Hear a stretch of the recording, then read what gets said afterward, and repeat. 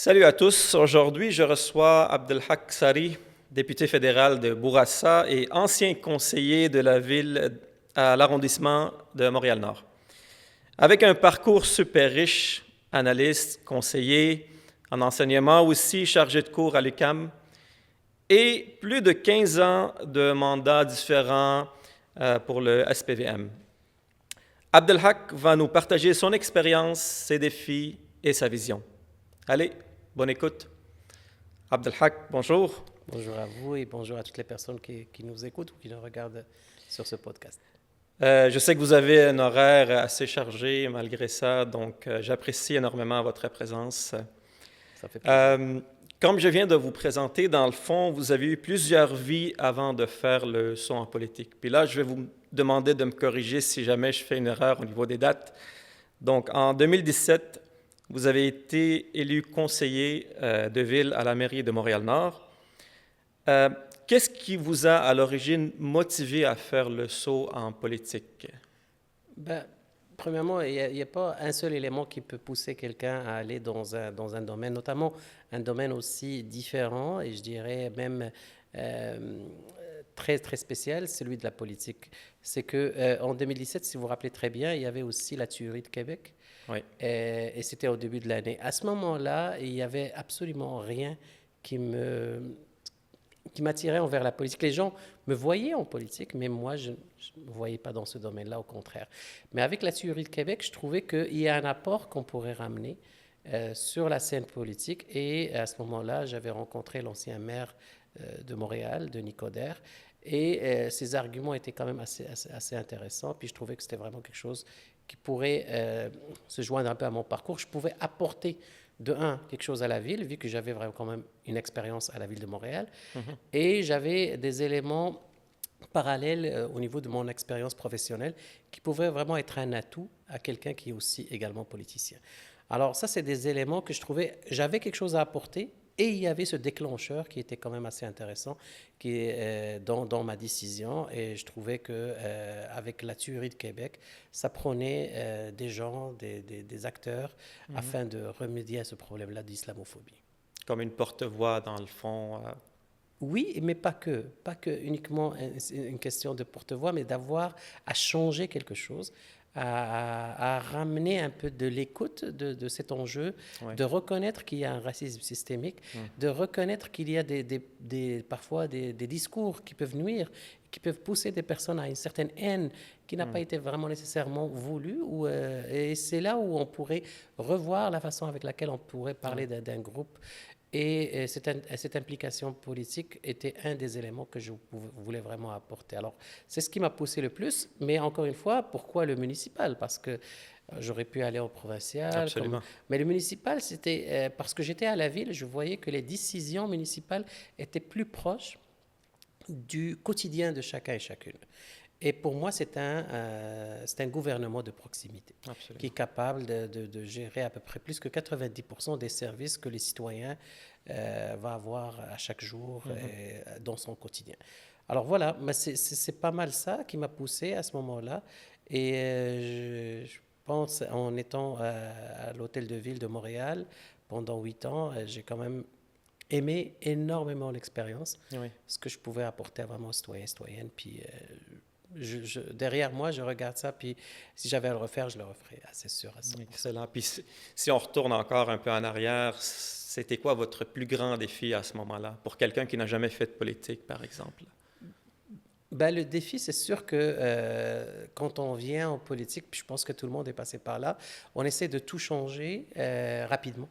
Ouais. Je viens d'un domaine, moi j'ai travaillé beaucoup dans le privé, puis je pense que j'avais des ambitions quand même qui étaient assez importantes, puis j'essayais de tout changer, mais ça prenait beaucoup de temps. Tout un système, La dans le machine fond, est très très lourde, le système est quand même assez complexe, les parties prenantes sont nombreuses. Pour changer ne serait-ce qu'un déneigement d'un sens vers un autre, ça prend vraiment tout un changement, puis parfois ça prend du temps. Alors, mais c'est pour ça qu'il fallait y aller avec plusieurs projets, les mettre en parallèle, voir avec qui je dois travailler, puis commencer. Puis avec le temps, on voit qu'il y a eu un impact, notamment à Montréal-Nord, à la ville de Oui, Montréal, des dossiers sur lesquels j'ai pu vraiment avancer pas mal de choses. J'en suis très, très fier aujourd'hui, on m'en se parle. Cependant, ça a été quand même un gros défi de vraiment faire face à la oui, machine municipale. Oui. absolument. Ça prend un temps d'adaptation. Dans le fond, il va falloir rentrer dans l'engrenage puis essayer de comprendre le système en place Et puis trouver où est-ce que je peux apporter du changement à l'intérieur de tout ça. tout à fait, puis en même temps, garder une certaine intelligence émotionnelle aussi. Oui. Rester calme. C'est pas donné à tout le monde. Quand on rentre en politique, il faut savoir aussi laisser passer des choses, attendre, savoir quand parler, ne pas réagir. Hmm. Et ça, c'est vraiment pas facile au début parce qu'on réagit à surtout. Mais la politique, c'est un autre domaine, c'est une autre façon de changer les choses. C'est pour ça que je dis toujours, il faut faire la différence entre le militarisme et la politique. Les deux sont importants, mais la politique demande beaucoup plus de patience, beaucoup plus de stratégie, de stratagème et de stratégie aussi, et de façon de gérer les parties prenantes, de chercher les personnes qui vont travailler avec vous, puis qui peuvent te soutenir, et c'est un peu plus complexe quand même. Oui. Ben justement, on dit souvent que le politique est très exigeant, que ce soit sur le plan personnel ou professionnel. Y a-t-il eu des moments de doute où est-ce que vous vous êtes dit, OK, là, je suis peut-être pas fait pour la politique, ou que vous vous êtes dit, OK, là, non, j'arrête puis je vais ailleurs, dans vos Franchement, débuts? non. Franchement, non. Je pense que dès le premier jour, je me suis dit, les gens avaient raison quand ils me voyaient depuis 2005-2006. Oui. Ils me poussaient à aller en politique. Quelque chose que je voyais jamais en moi. Et je trouvais que rapidement, je me suis rapidement, on dirait un poisson dans l'eau. C'était vraiment très, très, très facile à vraiment pouvoir avancer. Cependant, le doute que j'avais parfois, c'est de dire, est-ce que j'arriverai vraiment à changer des choses pour les Mhm. gens? Est-ce que j'aurai la capacité à vraiment changer des éléments? Et ça, c'est un autre élément qu'il faut ajouter comme défi, c'est de, est-ce qu'on va plaire à tout le monde? La réponse est clairement non.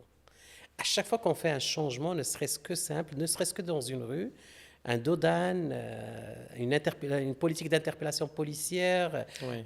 lutter contre le racisme systémique, les caméras portatives, toutes les décisions sur lesquelles je voulais travailler, ça n'avait pas tout le monde qui était avec vous. Puis, et c'est là où je retiens une phrase qui a été dite par quelqu'un, un grand politicien. Il disait, ben, si on veut plaire à tout le monde, il faut vendre de la crème glacée. Et même là, il y aura des gens Oui. qui vont critiquer. Alors encore une fois, je pense que j'avais pas de doute de pouvoir bien fonctionner, mais par contre, parfois, c'est ce rêve de vouloir plaire à tout le monde Oui. qui parfois il vient pour rendre les choses plus complexes. Absolument. Très fascinant, vraiment, de voir comment ce parcours-là vous a façonné un peu. Euh, Vous venez d'un milieu, dans le fond, analytique, technique plutôt. Euh, Comment concilier cette rigueur avec les compromis politiques, d'après Ça, vous? c'était difficile. Oui, hein? Ça, c'est très difficile. Je suis quelqu'un qui a commencé à programmer dès l'âge de 13 ans. OK, Alors, quand même. j'ai commencé le monde de l'informatique à 13 ans. 14 ans, j'écrivais déjà des algorithmes. Puis, pour moi, le pragmatisme est toujours là. Puis, l'algorithmique, Oui. la logique, le Pascal, tout ça, c'était des choses que moi, j'avais. Pour moi, ça fonctionne toujours. Tout est structuré. Quand on arrive au monde politique, c'est du non structuré total. Et c'est long. Et c'est très long. Alors ça, c'était un des défis, j'ai oublié de le dire tout à l'heure, c'est un gros défi. Alors, mais je pense que j'ai apporté quelque chose parce que généralement, dans le monde politique, on retrouve qui généralement? Au municipal, on retrouve des avocats, des anciens journalistes ou des urbanistes. Dans le provincial, on va retrouver des journalistes, des avocats, des gens, des écrivains ou des gens qui ont un certain parcours. Et au fédéral, la même chose. Quand on arrive avec quelqu'un qui enseigne l'informatique, les technologies de l'information, l'intelligence d'affaires, Ouais. il a beaucoup plus, je dirais, travaillé avec la machine qu'avec l'humain. Ben, c'est difficile parfois, mais il apporte quelque chose parce que la ville a besoin de ce genre. On a besoin d'avoir une hétérogénéité dans les profils à tous les niveaux de prise de décision, notamment d'avoir des gens qui sont des technocrates, qui peuvent être des technologues, qui peuvent être aussi des gestionnaires, qui peuvent être des gens du domaine de management, tout en disant que les urbanistes, les avocats, les journalistes, les philosophes ont une place très importante. Les travailleurs sociaux ont une place très importante autour de la prise de décision. Mais malheureusement, il n'y a pas beaucoup de place pour les technocrates. Et généralement, ces gens-là n'ont pas même une attirance vers la politique. Et ça, c'est dommage parce que je trouve qu'on peut apporter beaucoup de choses. La preuve est que moi, autour de la table, j'étais un gestionnaire de projet. Beaucoup plus qu'un politicien. Avec rigueur. Avec rigueur. Ponctualité. Pour moi, la gestion de projet est très importante. Absolument. Quand tu me présentes quelque chose, il faut que ça soit clair. Il faut que tu me donnes un échéancier, un budget, un topo. Je veux voir clairement ce qui va arriver. Je n'étais pas vraiment politicien à ce moment-là. Oui. Je rentrais un peu, mais c'est important quand même, parce que les prises de décision, au niveau municipal surtout, ce sont des prises de décision sur beaucoup de projets avec des budgets, puis il y a toujours des dépassements. Mais il fallait donner cette image qu'on était capable d'avoir une certaine rigueur. Et ça, je le faisais beaucoup à l'arrondissement. Ça a beaucoup aidé, puis je trouve que c'est important d'avoir ce genre de profil, au contraire. Excellent, très intéressant. Avez-vous déjà, à un moment donné, ressenti un conflit entre justement vos valeurs et la réalité du pouvoir? Souvent. Oui, je présume. Souvent, c'est difficile. Ce n'est pas parce que je suis musulman. Ce n'est pas parce que je suis d'origine maghrébine ou arabe. Non. Les valeurs humaines sont les valeurs humaines. C'est universel. C'est universel.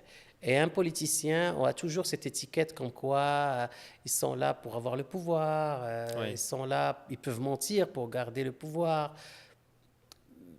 Ce qui est totalement faux parce que moi j'ai eu à travailler dans plusieurs domaines, dans plusieurs sphères. Je travaillais au privé, je travaillais dans le domaine je dirais même de but non lucratif. J'ai travaillé avec la police et j'ai travaillé avec les politiciens. Il y a du bon, il y a du mauvais. Et parfois, il faut tracer des lignes rouges où je ne dois pas. Non. Moi, j'en avais des lignes rouges. C'est mes valeurs. Quand je dis mes valeurs, il y en a plusieurs valeurs, mais il y a des valeurs sur lesquelles il n'y a pas de négociation.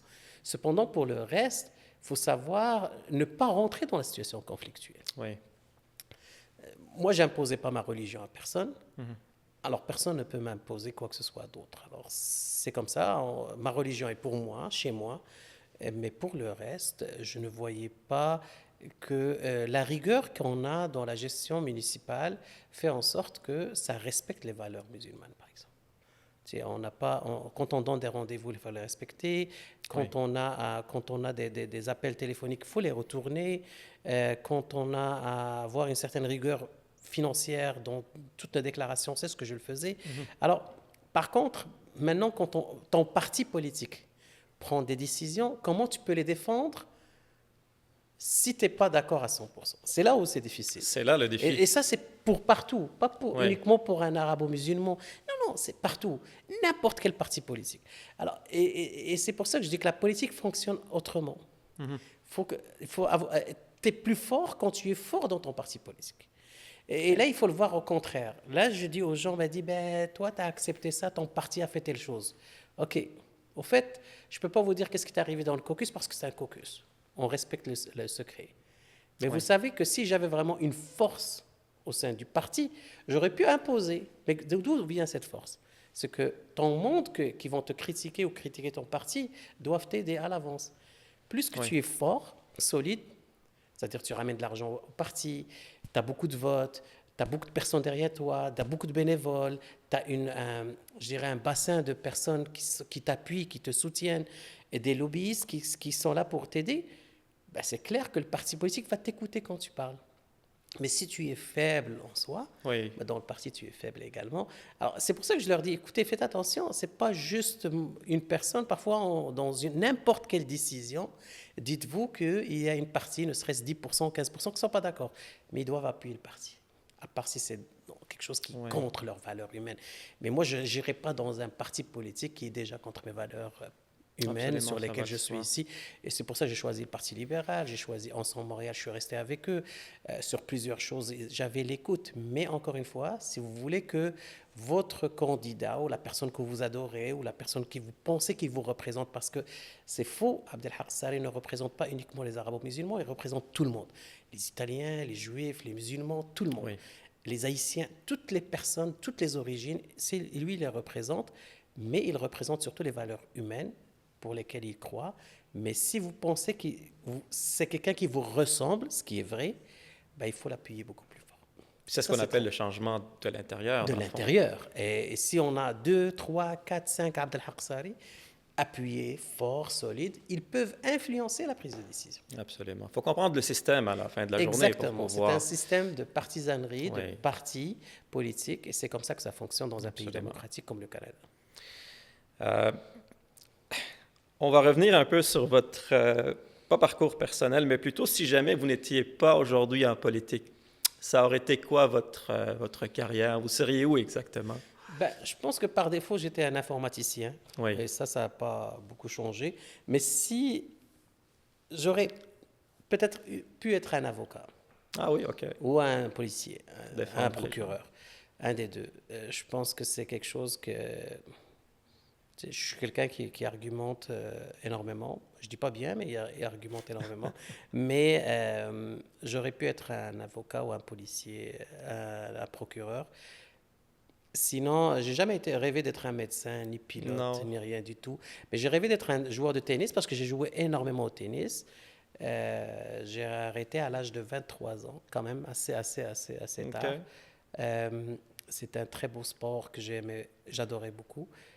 Et ça, j'ai rêvé d'être vraiment un sportif. Bien évidemment, comme tout Québécois d'origine marocaine, tous les Marocains rêvent de devenir un jour un footballeur de renommée mondiale. Mais ça, c'est des rêves que j'avais d'enfance. J'ai déjà fait du théâtre, alors j'ai rêvé d'être un acteur à un moment donné. Intéressant. Alors ça aide aussi au niveau de la prise de parole au public, s'exprimer devant les gens. Mais sinon, le grand rêve que j'avais, moi, c'est surtout d'avoir cette capacité d'aider les gens. Intéressant. Plus que je peux aider. Et je pense que ça, c'est pas juste un rêve. Faire attention, c'est pas uniquement un rêve. C'est un souhait. Tu sais, envers Dieu, tu dis, ben, j'aimerais bien être capable d'aider les gens. Si c'est Nia, comme on dit en arabe, elle est là, cette volonté, ben, c'est sûr que si tu es sincère, Dieu va t'aider vraiment à le faire. Mais c'est ce que je souhaitais toujours. Comme avocat, mais j'ai jamais pensé être médecin, ça c'est clair. J'ai jamais. Donc c'est la motivation, c'est la valeur que vous aviez d'aider les gens, d'être présent pour le monde. Et de défendre ainsi, de défendre un peu pas mal les gens. C'est pour ça que je pensais beaucoup plus à avocat que procureur. Et je voulais vraiment faire du droit. J'ai jamais fait du droit. Et voilà, mais sinon, je rêvais d'être un tennisman, puis un acteur. Ça n'a pas donné. OK. Intéressant. C'est une autre facette de vous qu'on n'a pas l'habitude de oui, voir. C'est clair, c'est clair. Ouais. Ben, ça, je vous parle de Abdel Haq Sari, qui est le jeune, le garçon. Oui. C'est à quoi il rêvait, à quoi il pensait, c'est exactement ça. Intéressant. Un autre segment maintenant, un peu plus en lien avec l'actualité et les enjeux. Donc, on sait que la participation citoyenne est souvent un enjeu délicat. Comment, selon vous, impliquer davantage les citoyens dans les décisions locales, de les sensibiliser à l'importance de la participation citoyenne? C'est une question. Oui. Parce qu'on remarque de plus en plus, il y a comme un éloignement, surtout de la part des jeunes. De la part des jeunes, ça a toujours été. Oui. Ça a toujours été. Je pense que pour impliquer les gens, ça leur prend quelqu'un qui le ressent. Oui. Plus qu'il y a des gens qui pensent que ça les représente dans leurs valeurs, dans leurs origines ou quoi que ce soit, ça aide un petit peu. Ça aide. Je pense que l'exemple qu'on peut avoir maintenant à Montréal-Nord, on a, moi que je suis au fédéral, Youssef Hariri qui était au municipal. Pour les jeunes, il y a quand même un certain modèle.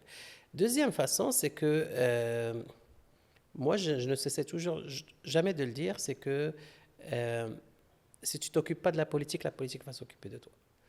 Et les gens qui viennent, par exemple, une fois, on a décidé d'avoir une piste cyclable. Ben, on a envoyé les lettres à tout le monde. Est-ce que vous voulez avoir ou pas une piste cyclable? Il n'y a personne qui a répondu. Ceux qui voulaient avoir une piste cyclable sont venus pour demander, pour venir. Mais quand les gens ont commencé à voir les travaux, ils disent, c'est quoi ça? Mais vous recevez une lettre chez vous, ça ne va pas au recyclage. c'est le minimum, ça t'impacte. Puis c'était en rouge, là. Les gens ont dit, on n'a pas pensé, on l'a vu, puis Oui. c'était une question. Est-ce que tu veux ou tu veux pas? Parce que si tu veux pas, il faut s'exprimer. Est-ce que c'est une question de culture de nos pays d'origine, qu'on ne veut pas s'exprimer devant, comment on appelle ça, devant le système ou devant les Oui. institutions? Peut-être, mais maintenant, je vous parle de deuxième génération.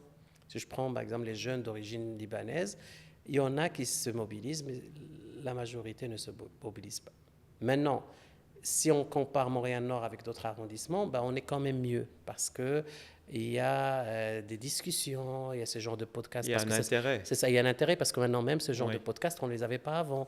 Les gens, on les mobilise. Le jour des élections, on les appelle, puis on essaye, puis on fait tous les moyens pour qu'ils aillent voter. Moi, à un moment donné, je commençais à dire à tout le monde, vote pas pour moi, juste va voter s'il te plaît, ça va m'aider.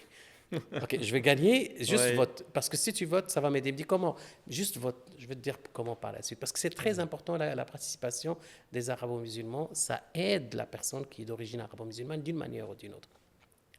Alors, le fait, c'est qu'on l'a travaillé, mais c'est quand même pas la responsabilité uniquement du politicien.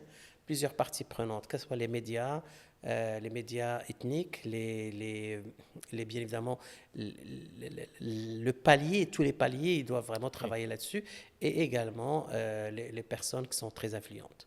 Alors ça, c'est important qu'on puisse toutes et tous vraiment travailler sur cet élément-là. Plus qu'on est impliqué au niveau politique, mieux c'est. Un autre élément qui pourrait aider, c'est l'implication de nos jeunes dans le domaine culturel. OK, intéressant. Parce que plus qu'on peut avoir des humoristes, des personnes qui peuvent envoyer des messages.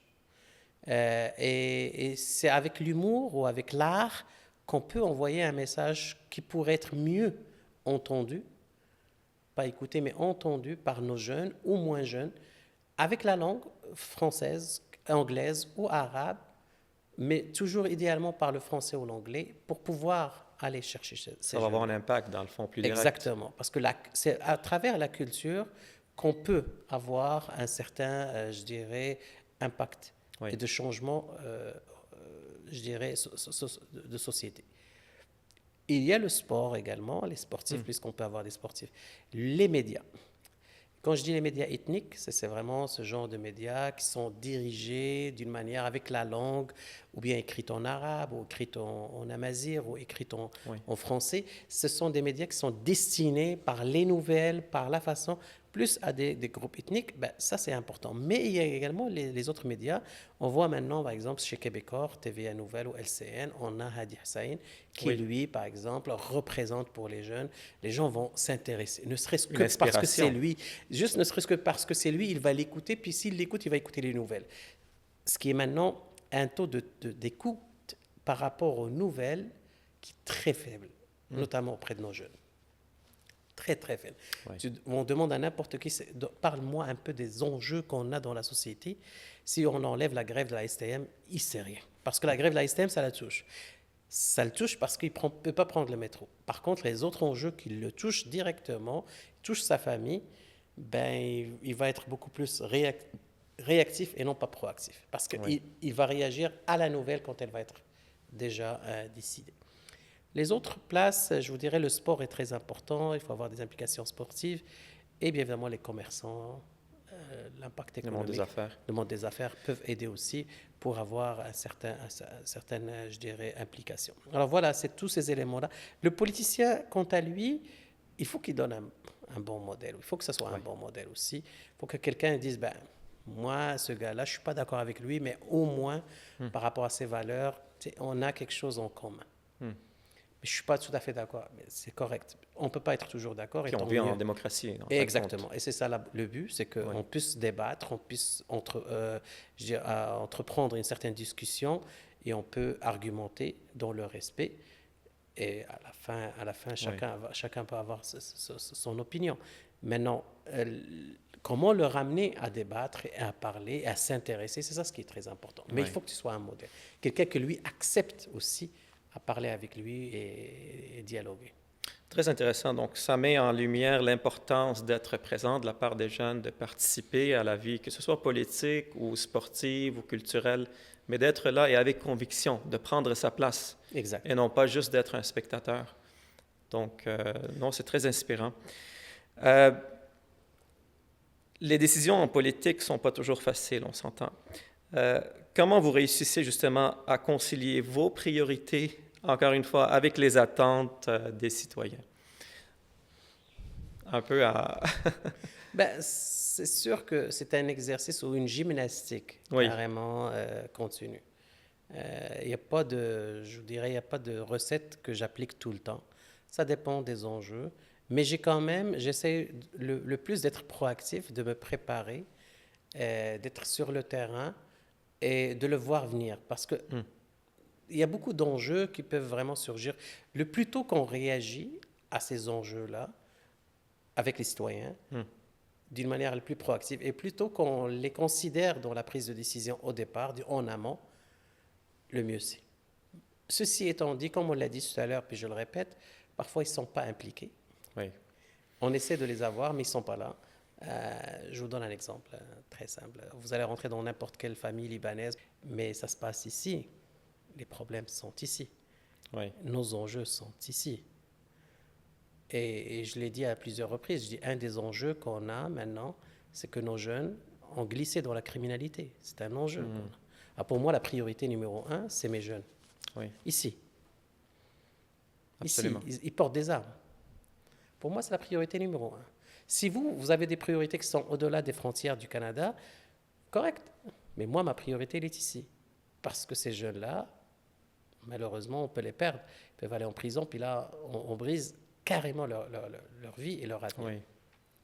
Alors, c'est pour cette raison que je trouve que c'est très important qu'à travers ce podcast, j'envoie un message que si on veut vraiment changer beaucoup de choses à l'international, il faut d'abord changer ici. C'est notre maison qui brûle en premier, qu'il faut éteindre le feu. Ben, ça nous ramène toujours à l'intérêt vers la politique. Écouter la radio d'ici, écouter les nouvelles d'ici, justement pour qu'on puisse comprendre l'ampleur des enjeux qui se déroulent au quotidien. Absolument. Donc, on recentre la boussole. Excellent pour ces éclairages. Maintenant, on va passer un peu sur votre engagement communautaire, si on veut, qui est un aspect central de votre parcours. Oui. Vous avez été président et vice-président de Soleil des orphelins. Si vous vouliez juste un petit peu nous parler de cet organisme, sa mission, qu'est-ce que ça représentait pour vous à l'époque ou maintenant plutôt? Au fait, les gens, généralement, si vous leur demandez à Abdel Hassari, ils vont vous dire « Ah, le gars, le député fédéral ou conseil municipal ». Pour moi, c'est une excellente réussite dans ma carrière. Je la trouve quand même, c'est un accomplissement qui est quand même respectable. Mais il y a plus respectable que ça. C'est le travail que j'avais fait avec un groupe de jeunes Marocains, d'origine marocaine. C'est de pouvoir propulser cet organisme qui a commencé avec 5 orphelins en 2005 et qui est rendu maintenant à plus que à peu près 3000 orphelins et orphelines en Afrique et ici au Canada. Alors, c'est pour moi c'est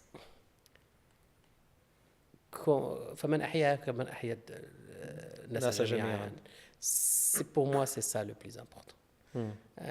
C'est pour ça que je dis qu'il faut commencer d'abord par notre famille. Oui. Si ma famille, et puis on peut travailler sur nos familles, mais en même temps, si on peut sauver des familles à l'international avec de l'aide, surtout les orphelins et les orphelines, parce que Nabi Alayhi Salam, il a vraiment insisté sur cette catégorie de notre société, parce qu'ils ont vraiment besoin de nous. Puis je pense que Soleil des orphelins, pour moi, est la meilleure implication et la meilleure réussite. Mieux que l'académique, mieux que le politique. Je le dis clairement à 100%. J'accomplis beaucoup de choses en politique, c'est clair. Ne serait-ce que la semaine dernière, on a ramené à peu près 40 millions de dollars à l'arrondissement de Montréal-Nord. J'étais très content, très émotif, mais je n'étais pas aussi content quand un jeune qui allait glisser dans la criminalité au Maroc, ou en Tunisie, ou au Tchad, au Togo, ou au Niger, te dit merci. Parce que j'allais vraiment glisser dans la prostitution, dans la criminalité.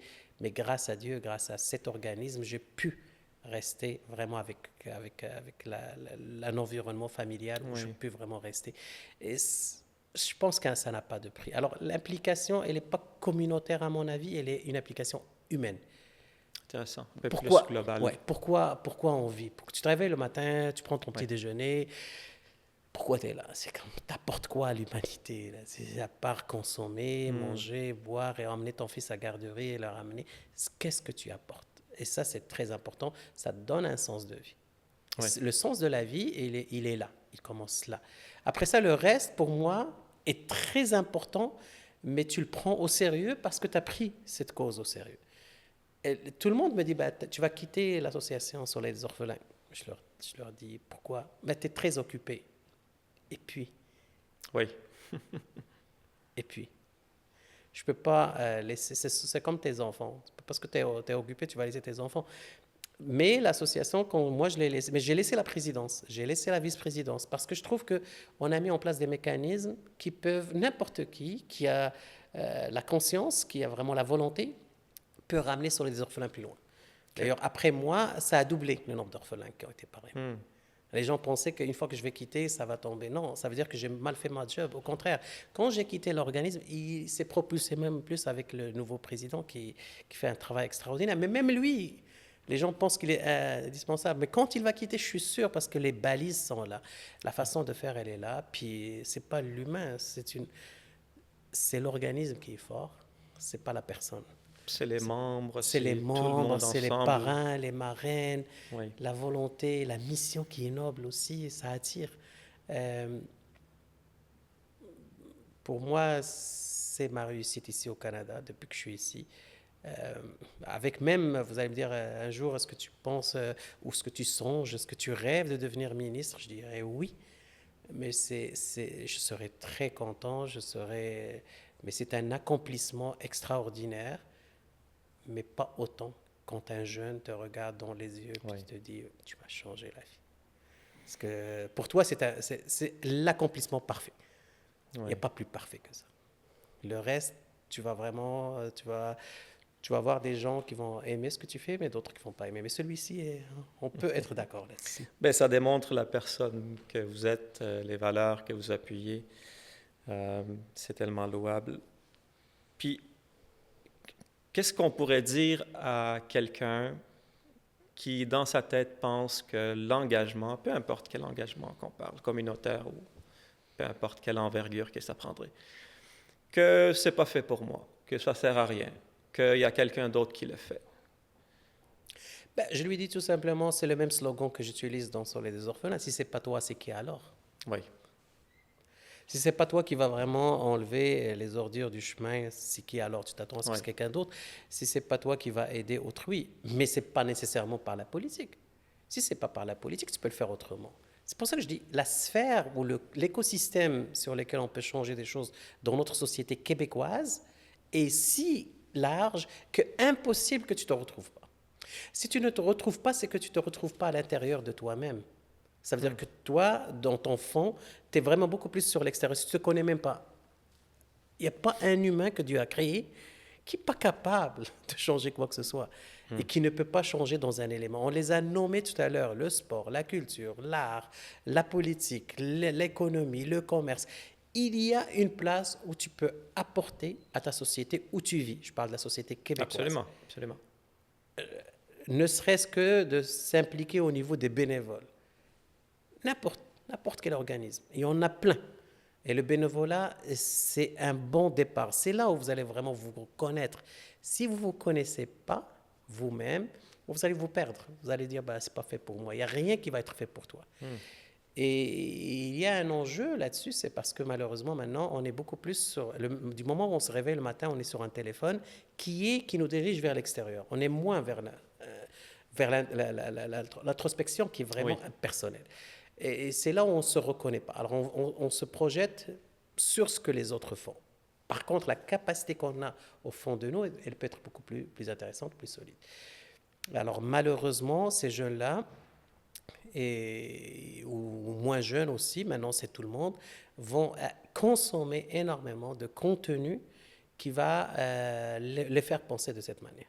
Oui. Parce que pour eux, même la cognitivité est basée sur des reels qui sont à moins de 20 secondes, ou 15 secondes, ou 30 secondes. Impossible. Si tu n'as pas lu des livres, c'est là où tu vas te retrouver. Il y a même des livres qu'il faut lire et relire pour se retrouver. Et on va se retrouver là-dedans, d'une manière ou d'une autre. Mais si quelqu'un te dit, ben, j'ai rien à rapporter, c'est parce que tu ne te connais pas et tu as un problème avec toi-même. Commence par toi-même parce que tu vas voir que tu as beaucoup de potentiel. Si on voit qu'il y a des personnes qui ont des handicaps physiques et qui ont pu changer la société, Oui. ben dis-toi que toi, tu as un autre handicap. C'est qui toi-même. Oui. Ben, c'est surtout aussi de faire partie de quelque chose qui est plus grand que soi et non juste sa petite personne, comme vous venez de le dire, le quotidien. Mais quand on fait partie, par exemple, d'un organisme qui aide les orphelins ou peu importe, la réalisation de cet organisme-là, j'en fais partie. Donc, imaginez l'ampleur de la participation ou du sentiment de satisfaction qu'on pourrait avoir. Ben, il y a un des orphelins que j'avais rencontré, ça fait longtemps, mais lui, maintenant, il est devenu parrain. OK. C'est là où on voit que l'apport qu'on peut donner. Alors, un orphelin qui devient parrain, mais n'oublions pas que lui va parrainer d'autres orphelins, que eux aussi. C'est un cycle. C'est un cycle. Et c'est là où je pense que c'est même la compréhension de toutes les religions, que ce soit chrétienne, musulmane et tout ça, l'apport qu'on peut donner humainement dans la société il est très important. Oui. Il est très, très important. Il ne faut pas voir la religion uniquement avec vraiment des accomplissements, vraiment quelques éléments qu'il faut faire et arrêter là. Non, mais si on voit le Coran, c'est à peu près plus que 80%. C'est le comportement, le behaviorisme. Chaque jour, quand tu te réveilles le matin, Oui. qu'est-ce que tu apportes? C'est toi, ta famille, ton voisin et le voisin du voisin et ainsi de suite. Et après ça, tu vas voir le reste. C'est pour ça que je dis, quand tu ouvres ta télévision puis tu vois Al-Manar ou tu vois Al Jazeera ou tu vois la Radio 2M, tu t'es éloigné de ta société. Si tu n'es pas bien ici, tu n'apportes rien, ben, je pense que tu n'es pas à la bonne place. Oui. Ben, Peut-être que tu n'es pas à la bonne place aussi. ben, c'est aussi la meilleure action qu'on peut apporter, c'est le service. أفضل الأعمال خدمة الناس. Exactement. Donc, peu importe ce que tu fais dans ta sphère privée, personnelle, ça te concerne toi. Exact. Tandis que quand tu vas au voisin, à l'extérieur, c'est beaucoup plus grand, C'est beaucoup plus englobant. C'est le Absolument. comportement envers toutes les personnes, qu'elles soient musulmanes ou pas. Et ça, c'est très important. Très Oui. important. Plus que tu l'apportes, plus que tu es un bon ambassadeur. Très inspirant. On se dirige tranquillement vers la fin, le temps passe vite. On va parler un petit peu de votre vision pour l'avenir. C'est quoi votre plus grand rêve pour Bourassa, je dirais? Je sais que vous venez d'annoncer là, il y a quelques jours. Pour Bourassa, ben, un de mes plus beaux mes rêves, c'est que Bourassa soit aussi un comté qui soit pris en considération. Il a beaucoup de potentiel, notamment par ses jeunes. Bourassa aussi abrite des personnes âgées qui ont bâti ce Québec. Oui. Je pense qu'ils méritent aussi d'avoir une fin de vie gérer au niveau de ce qu'ils ont donné pour la société. Alors, mon rêve à moi, c'est de leur donner un environnement social qui soit le plus prospère, le plus à la hauteur de tous les autres comtés qui nous entourent, et ne serait-ce que par un centre sportif, une grande bibliothèque, oui. Des espaces verts, je dirais aussi une quiétude dans la vie, une sécurité sociale de logement, une sécurité également urbaine, une sécurité routière à tous les niveaux, puis que quand on sort dans notre comté, le comté de Bourassa, à Montréal-Nord ou à Antique, on se sent vraiment dans une ville à l'échelle humaine. C'est ça ce qui est important.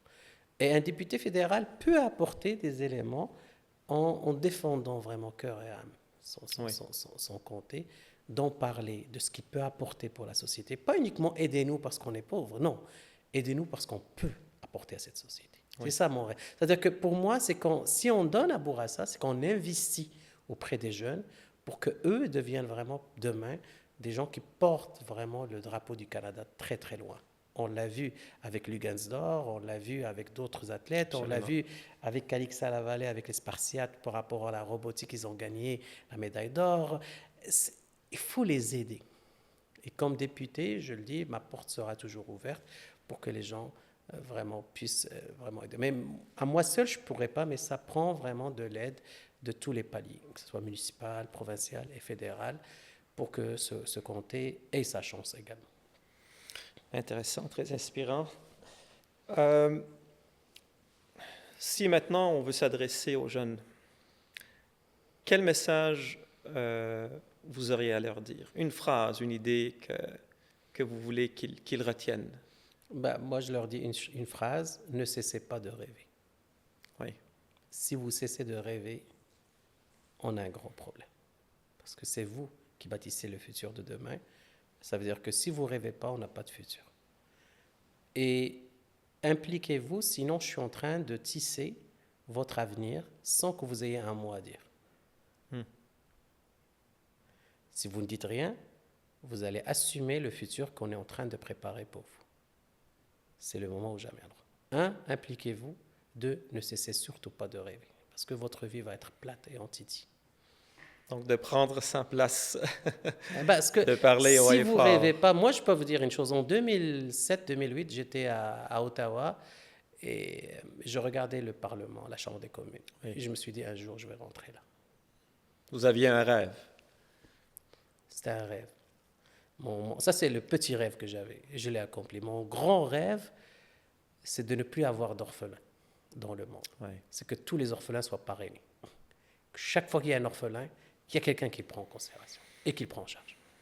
Ça, c'est mon rêve. Si un jour on peut avoir ça, c'est de ne pas parrainer 1 million d'orphelins ou 2 millions d'orphelins à travers le monde. Non, c'est qu'il n'y ait aucun orphelin qui n'est pas parrainé. C'est-à-dire, une fois qu'on a un orphelin dans le monde, il y a un système qui le prend en considération et qui le prend en charge. Pour moi, ça, c'est mon grand rêve. Pour moi, si j'ai vraiment à donner ma vie, ça serait pour les orphelins. C'est drôle parce que ma prochaine question, c'était si vous aviez une baguette magique, ça serait quoi votre rêve? Mais vous venez de répondre, il y a ça, oui, il y a le rêve, il y a aussi la paix. J'ai pas de baguette magique, malheureusement, puis ça ne fonctionne pas. Moi, j'ai vécu dans un pays où j'étais chanceux. Dans les 2 pays où j'ai vécu, le Maroc et le Canada, et on avait une paix exceptionnelle. Le Maroc, c'est un pays de paix. Jamais entendu un coup de feu. Puis, oui. Ici au Canada aussi, c'est un pays très sécuritaire. Mais j'aurais aimé, comme ces 2 pays, que tout le monde, on n'entend aucun coup de feu, aucun bombardement, Oui. aucun décès parce qu'il y a une bombe qui tombait sur des civils. Ça, c'est mon rêve. Si un jour on pourrait avoir ça, parce que moi je l'ai vécu, et je pense que si au Maroc on a pu développer, se planifier, et puis être solide et pouvoir immigrer avec vraiment des plans, c'est parce que tu as eu le temps de planifier, parce qu'il y avait la paix. Quand il n'y a pas de paix, il n'y a pas de planification. Absolument. Et ça serait ça mon rêve, qu'un jour, si j'avais un bâton magique, mais je ne l'ai pas, là où il y a de l'homme, il y a de l'hommerie. Mais j'espère qu'on pourrait apporter ensemble à ce qu'on puisse vraiment décider ensemble, qu'on pourrait changer quelque chose ici pour qu'on puisse changer le monde par la suite. Mais ça serait vraiment mon bateau magique. Je l'utiliserai pour ça en premier. Intéressant. Quelques questions en rafale maintenant pour terminer. Vous allez me dire si c'est vrai ou faux. Plus jeune, vous rêviez d'être joueur de basketball professionnel? Faux. Non? Non. J'ai jamais dépassé 1m71, alors c'est impossible. Non, ce n'était pas un de vos rêves. Non, Okay. tennis, oui, mais pas basket, non. Vous avez déjà travaillé pour le ministère des Finances, mais pas au Canada? Au Maroc, oui. Au Maroc.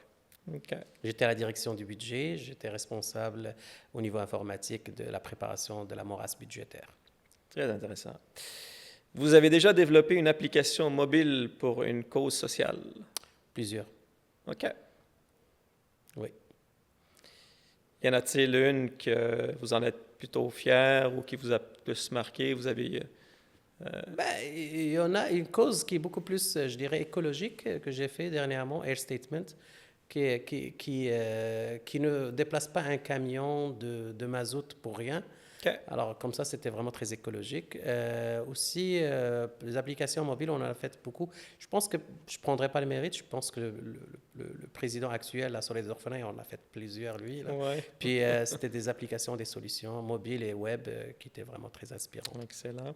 Dernière question. Est-ce que vous avez déjà été vice-président d'une association étudiante? Oui, j'étais à l'association étudiante de l'École des sciences de la gestion à l'Université de Québec à Montréal pour plusieurs années. J'étais vice-président responsable des affaires externes, j'étais vice-président responsable des communications et j'étais aussi vice-président responsable des affaires internes. Alors quand même, c'était une très belle expérience. Ça m'a permis aussi, avant d'aller en politique, de voir qu'on peut d'ailleurs d'être impliqué. C'est d'ailleurs ce que je dis aux jeunes, impliquez-vous.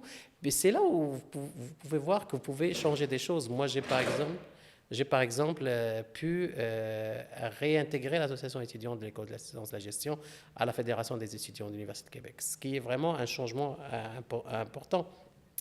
J'étais présent dans la période de grève étudiante de 2012, où on demandait une certaine gratuité de scolaire. Et moi, j'étais beaucoup plus, pas pour la gratuité à 100%, mais plutôt pour d'autres changements.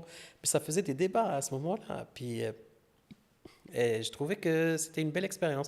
Mais c'est cette implication qui va forger en toi la personne qui pourrait comprendre un peu les enjeux, comment les choses peuvent changer, comment les manifestations fonctionnent, comment on peut manifester pour changer les choses. Et je trouve que c'était une très belle école pour moi d'être à l'association étudiante comme vice-président. Cette implication. Oui.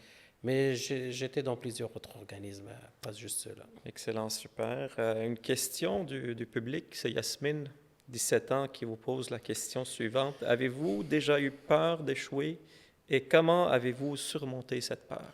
Souvent. J'ai toujours peur, c'est normal, c'est humain.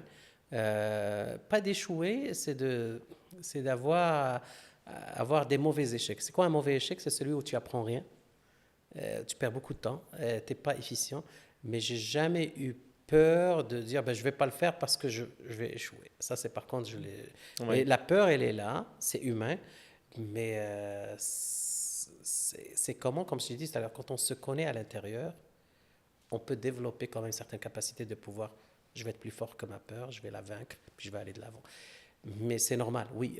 Comment se connaître? Plus que tu te connais, plus que tu prends du temps de te connaître, de passer du temps avec toi, tu n'as pas peur du silence. Il y en a qui ont peur maintenant du silence. Trouvez-moi un jeune, surtout un jeune de 17 ans, qui peut rester avec le silence, rester avec lui-même. Oui. C'est très complexe. Dieu, on n'a pas beaucoup. Alors, si tu veux te connaître, il faut que tu es capable de rester avec toi-même. Excellent. On arrive à la fin. Un très grand merci, Abdelhak. Vraiment, ça a été une conversation très inspirante et très sincère. On a rappelé qu'on peut réussir sans jamais oublier l'humain en nous. Puis je trouve que c'est ce qui m'a vraiment marqué dans cette rencontre. C'est l'humain avant tout et merci à vous. Ça fait vraiment plaisir. Et merci à vous qui nous écoutez. Rappelez-vous que chaque changement, chaque engagement, même petit, peut changer quelque chose autour de vous. Merci.